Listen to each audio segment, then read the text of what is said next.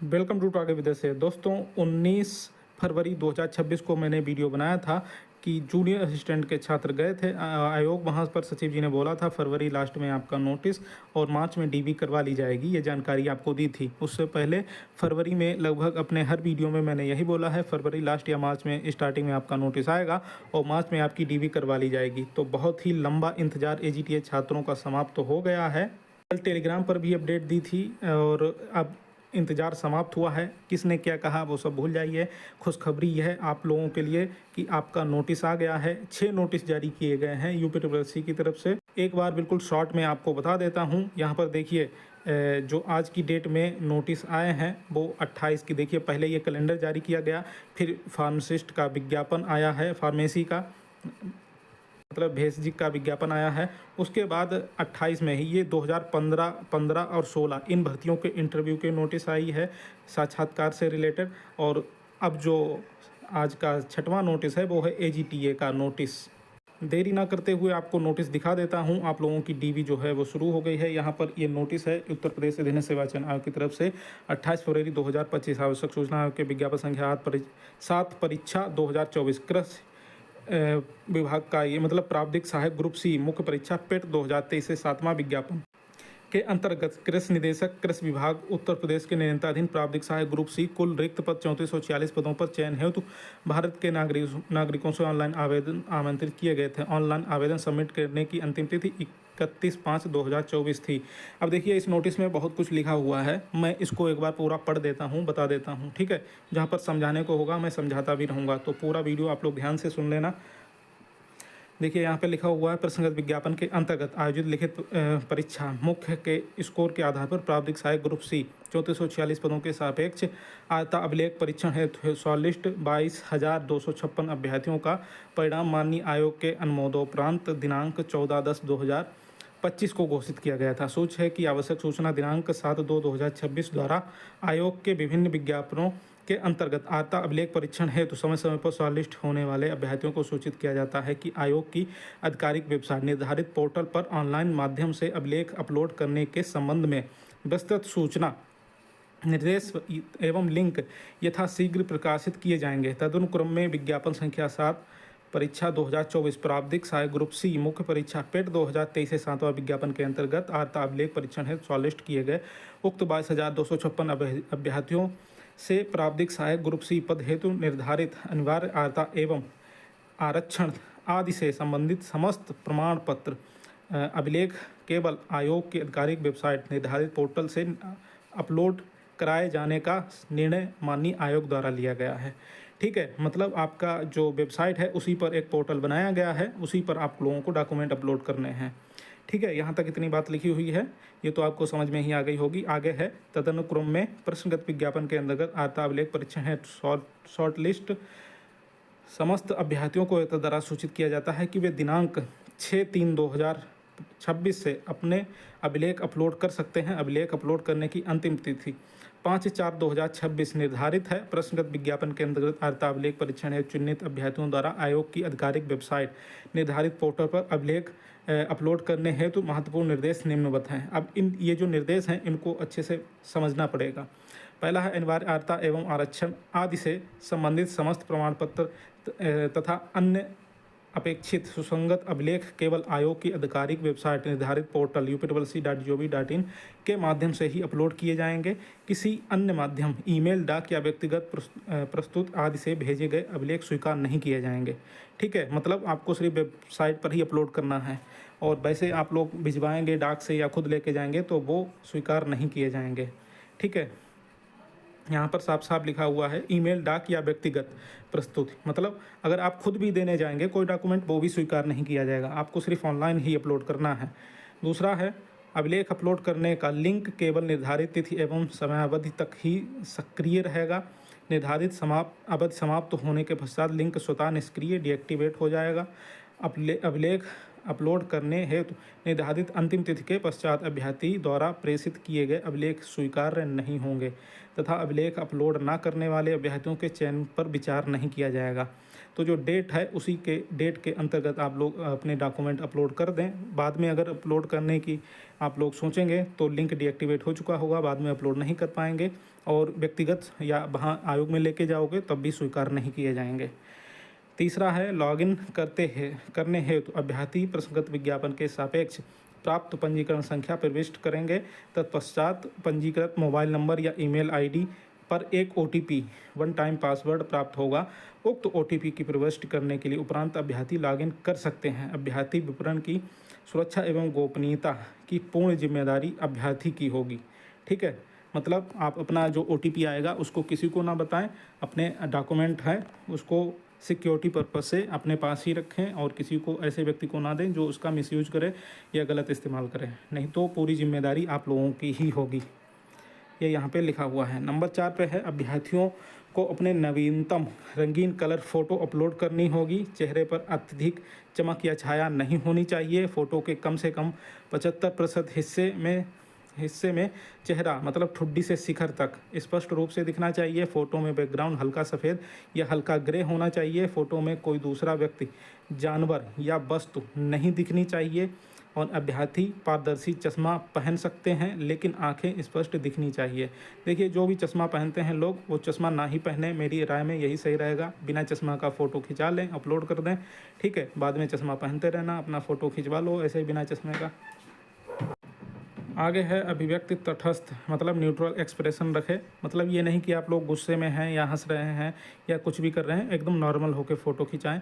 आंखें खुली और सीधे कैमरे की ओर देखती हुई होनी चाहिए, ठीक है। फ़ोटो साइज़ 50 KB से 100 KB के बीच JPEG या JPEG, ठीक है, JPG या JPEG फॉर्मेट में होना चाहिए। नंबर 5 है विज्ञापन के अंतर्गत आवेदित पद हेतु निर्धारित अर्हता के सापेक्ष अभिलेख अपलोड करने हेतु निर्धारित अंतिम तिथि तक अभ्यर्थियों को अपने समस्त प्रासंगिक वांछित अभिलेख अनिवार्य रूप से वेब पोर्टल पर अपलोड करने होंगे। अभ्यर्थी द्वारा प्रसंगत विज्ञापन के अंतर्गत अर्हता अभिलेख परीक्षण हेतु अभिलेख अपलोड करने की अंतिम तिथि तक अपलोड किए गए अभिलेखों को देखा या व्यू किया जा सकता है तथा अपलोड किए गए अभिलेखों में संशोधन मॉडिफाई भी किया जा सकता है। देखिए, मैंने जब 24 तारीख को वीडियो बनाया था उसमें बताया था कि ये ऑप्शन पहले नहीं था, एडिट मतलब संशोधन वाला, ये बाद में जोड़ा गया, इसीलिए आप लोगों की डीबी में थोड़ा समय लगा है। नंबर 6 पर है अभ्यर्थी यह सुनिश्चित करें कि उनके द्वारा अपलोड किए गए सभी अभिलेख पूर्ण, स्पष्ट, पठनीय और विज्ञापन में दी गई शर्तों के अनुरूप हों। यदि अपलोड किए गए अभिलेख अपूर्ण, स्पष्ट, अपठनीय या विज्ञापन की शर्तों के अनुरूप नहीं पाए जाते हैं तो संबंधित आरक्षण का दावा अस्वीकार किया जा सकता है। अभ्यर्थियों को अनर्ह घोषित किया जा सकता है, ठीक है। मतलब देखिए, विज्ञापन में जो शर्तें हैं उसके अनुसार आप लोगों के जो आप डॉक्यूमेंट अपलोड करेंगे वही होने चाहिए। फॉर्म में आवेदन करते टाइम जो जिनकी जानकारी दी थी, आपने जिसकी डिटेल भरी थी जिस डॉक्यूमेंट की, वही अपलोड होना चाहिए, ठीक है। तो ये चीज़ यहाँ पर दी गई है, नहीं तो आपकी अभ्यर्थियों को अनार्य घोषित किया जा सकता है, यहाँ पर लिखा हुआ है, ठीक है। नंबर 7 पे है यदि किसी अर्हता के सापेक्ष अंक पत्र एवं प्रमाण पत्र पृथक पृथक हैं तो अंक पत्र एवं प्रमाण पत्र को एक साथ स्कैन कर एक PDF फाइल के रूप में अपलोड करना होगा। देखिए, इसमें अलग अलग होते हैं, जैसे कि कोई डॉक्यूमेंट है वो अलग अलग होगा तो उसको PDF में आप लोग बना के PDF फॉर्मेट में बना के उनको आपस में जोड़ के उसको अपलोड करना होगा, ठीक है। अभ्यर्थी यह सुनिश्चित कर लें कि PDF फाइल का न्यूनतम आकार 200 KB तथा अधिकतम आकार 2 MB से अधिक नहीं होना चाहिए। ये आकार पे विशेष ध्यान देना, नहीं तो ये आपका डॉक्यूमेंट उसमें एक्सेप्ट नहीं करेगा, मतलब अपलोड नहीं हो पाएगा। इस आकार के बीच में होगा तभी अपलोड होगा, ये तो आप लोग जानते ही होंगे, नॉर्मल सी बात है। आगे है अभ्यर्थी यह सुनिश्चित कर लें कि ऑनलाइन आवेदन के समय प्रविष्ट विवरण, नाम, पिता का नाम, जन्मतिथि, श्रेणी, शैक्षिक विवरण आदि तथा अपलोड किए गए अभिलेखों में अंकित विवरण से समानता हो। उक्त प्रविष्टियों एवं अपलोड किए गए अभिलेखों में अंकित विवरण में भिन्नता की स्थिति में सुस्पष्ट एवं संतोषजनक स्पष्टीकरण अपलोड करना होगा तथा भिन्नता के संबंध में आयोग का निर्णय अंतिम एवं बाध्यकारी होगा। नंबर 9 है अपलोड किए गए अभिलेखों की सत्यता, वैधता और प्रामाणिकता का पूर्ण दायित्व अभ्यर्थी का होगा। आयोग किसी भी स्तर पर अभ्यर्थी के अभिलेखों का सत्यापन करा सकता है तथा अभिलेखों के असत्य, अवैध या कूटचरित तथा भ्रामक होने की स्थिति में अभ्यर्थी निरस्त किया जाता है। तो जो भी आप लोग जो डॉक्यूमेंट अपलोड करेंगे वो एकदम सही होने चाहिए। अगर फेक, फर्जी या इस तरह के हुए तो जांच होने पर जो है अभ्यर्थी निरस्त कर दिया जाएगा। नंबर 10 पर अभ्यर्थी द्वारा अपलोड किए गए अभिलेखों के संबंध में आयोग द्वारा आवश्यकता अनुसार स्पष्टीकरण मांगा जा सकता है। मतलब अगर कोई डॉक्यूमेंट आपको लगता, आयोग को लगा ये गलत है या कुछ भी हो सकता है, मतलब आयोग को अगर कोई डॉक्यूमेंट समझ में नहीं आया तो उसके संबंध में स्पष्टीकरण मांगा जा सकता है। ठीक है, यही लिखा हुआ है। आयोग अथवा नियुक्त प्राधिकारी द्वारा अपेक्षा किए जाने पर अभ्यर्थी को अपलोड किए गए अभिलेखों की मूल प्रति प्रस्तुत करना अनिवार्य होगा। अभिलेखों की मूल प्रति प्रस्तुत न करने पर चयन के किसी भी स्तर पर अभ्यर्थी का अभ्यर्थन निरस्त किया जा सकता है। मतलब जो आप डॉक्यूमेंट अपलोड करेंगे, बाद में जब आपकी जॉइनिंग होगी तब कभी भी आपसे आपका डॉक्यूमेंट मांग के चेक किया जा सकता है। अगर वो डॉक्यूमेंट आपके पास नहीं होगा तो आपका जॉइनिंग निरस्त भी किया जा सकता है। ये चीज़ लिखी हुई है। नंबर 12 पर इंटरनेट सर्वर डिवाइस या अन्य तकनीक कारणों से उत्पन्न समस्या के लिए आयोग उत्तरदायी नहीं होगा, अतः अभ्यर्थियों से अपेक्षा की जाती है अंतिम तिथि की प्रतीक्षा किए बिना अभिलेख अपलोड करने की प्रक्रिया समय से पूर्ण कर लें। ठीक है। नेक्स्ट है वांछित अभिलेख अपलोड ना कर पाने, अपलोड किए गए अभिलेखों में संशोधन ना कर पाने, तकनीकी समस्या या व्यक्तिगत कठिनाई अथवा अन्य किसी कारण से अभिलेख अपलोड ना कर पाने के आधार पर किसी प्रकार का अन्य अवसर प्रदान नहीं किया जाएगा। 14 नंबर पॉइंट है अभ्यर्थियों द्वारा अपलोड किए गए अभिलेखों के आधार पर ही पात्र या अर्ह पाए जाने की दशा में संबंधित पद हेतु नियमानुसार चयन संबंधी कार्रवाई की जाएगी, अतः अभ्यर्थी अभिलेख अपलोड किए जाने हेतु विशेष अतिरिक्त सतर्कता बरतना सुनिश्चित करें। ठीक है, जो आप लोग अपलोड करेंगे उसी के आधार पर आपकी डीवी मानी जाएगी। तो इसीलिए जो भी डॉक्यूमेंट आप सही अपलोड करेंगे बिल्कुल सही से अपलोड करें, यही चीज़ लिखी हुई है। नंबर 15 है अर्था अभिलेख परीक्षण हेतु घोषित परिणाम में सम्मिलित होने अभिलेख अपलोड किए जाने अथवा चयन के किसी चरण में सम्मिलित होने के आधार पर अंतिम चयन हेतु किसी प्रकार का दावा स्वीकार नहीं किया जाएगा और चयन संबंधी अंतिम परिणाम यथासमय घोषित किया जाएगा। ठीक है, मतलब ये फाइनल रिजल्ट के लिए लिखा हुआ है, जल्द ही आएगा। उपरोक्त समस्त निर्देशों का पालन करना अभ्यर्थी के लिए अनिवार्य होगा तथा अपलोड किए गए अभिलेखों प्रमाण पत्रों की स्वीकृत अस्वीकृत के संबंध में आयोग का निर्णय अंतिम होगा। ठीक है, जो भी डॉक्यूमेंट आप अपलोड करेंगे उसमें वो डॉक्यूमेंट मान्य होगा या नहीं मान्य होगा, इसका निर्णय आयोग लेगा। नंबर 17 अभिलेख अपलोड करने के उपरांत अभ्यर्थी को डिक्लेरेशन से सहमत होते हुए वेरिफिकेशन कोड को प्रविष्ट या सबमिट बटन को क्लिक करना होगा। सबमिट बटन को क्लिक करने के उपरांत ही अभिलेख अपलोड करने के संबंधी प्रक्रिया पूर्ण होगी। अभिलेख अपलोड करने के संबंधी प्रक्रिया पूर्ण होने के उपरांत अभ्यर्थी को स्क्रीन पर प्रिंट फॉर्म बटन दिखाई देगा, तो अभ्यर्थी अपने आवेदन पत्र को डाउनलोड व प्रिंट कर सकते हैं। ठीक है, मतलब जो भी आप लोग डीवी करवाएंगे और डॉक्यूमेंट अपलोड करेंगे उसको प्रिंट आउट लेके भी रख सकते हैं। ठीक है, तो ये जो भी यहाँ पर दिशा निर्देश दिए गए थे उनको अच्छे से पढ़ के मैंने समझा भी दिया है।